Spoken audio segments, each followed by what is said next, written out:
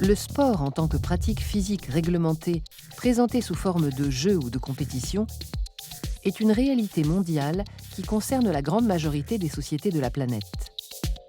La pratique et la diffusion massive de certains sports, tels que le football, le tennis ou le basketball, face à la singularité et la confidentialité de quelques autres, le curling ou le badminton par exemple, mettent en évidence des hiérarchies présentes et passées. De l'Antiquité grecque aux pratiques sportives modernes héritées de jeux traditionnels tels que la soule, l'escrime ou le jeu de paume, l'Europe est le principal foyer d'invention et de diffusion des sports de masse pratiqués, regardés et commentés à l'échelle mondiale.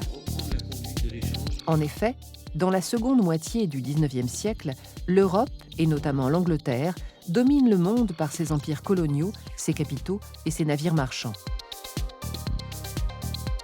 Dans ce contexte, les sports européens, véritables agents culturels d'une élite, se diffusent à l'échelle des empires. Athlétisme, cricket, football, rugby, tennis se pratiquent dès le début du XXe siècle dans le monde entier. Si certains sports, comme le cricket ou le rugby, restent cantonnés dans les pays du Commonwealth, le football connaît rapidement une diffusion planétaire et s'impose, notamment en Amérique du Sud. On rencontre aussi le flux inverse. Le polo, jeu d'origine asiatique, est adopté aux Indes par les Britanniques, qui le diffusent rapidement au reste de leur empire, à l'Europe et aux États-Unis. Les sports les plus pratiqués et regardés, au premier rang desquels le football, sont européens, ce qui traduit l'ancienne omnipotence du vieux continent. Mais d'autres foyers d'influence se distinguent. L'Amérique du Nord et les États-Unis rejettent le football au début de sa diffusion, ce qui peut être interprété comme une résistance à l'impérialisme britannique et comme l'affirmation d'une volonté farouche d'indépendance, voire d'isolationnisme. D'ailleurs, les États-Unis nomment le football européen « soccer » pour le distinguer de leur football. Les États-Unis développent leur propre sport. Le baseball et donc le football américain, adaptation de jeux anglais, puis le volleyball et le basketball, inventés à la fin du XIXe siècle. Seuls ces derniers sports connaissent une véritable pratique mondialisée, tandis que le baseball se propage surtout dans la sphère proche de l'influence états-unienne. Il est ainsi extrêmement populaire au Japon et à Cuba.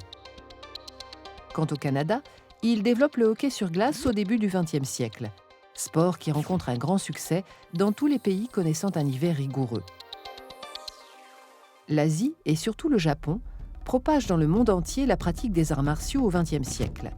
Le plus populaire est sans aucun doute le judo, codifié à la fin du XIXe siècle sous l'ère Meiji, quand le Japon s'ouvre au monde. Des adeptes parcourent alors les pays du globe et fondent des écoles qui enracinent le judo sur les 5 continents. Le karaté, le jujitsu, l'aïkido, le taekwondo, d'origine coréenne, suivent la même voie et sont aujourd'hui pratiqués mondialement. Avec 35 sports à l'affiche, les Jeux olympiques jouent un rôle majeur dans la promotion de disciplines plus confidentielles, telles la lutte gréco-romaine, l'haltérophilie ou le canoë-kayak d'origine amérindienne.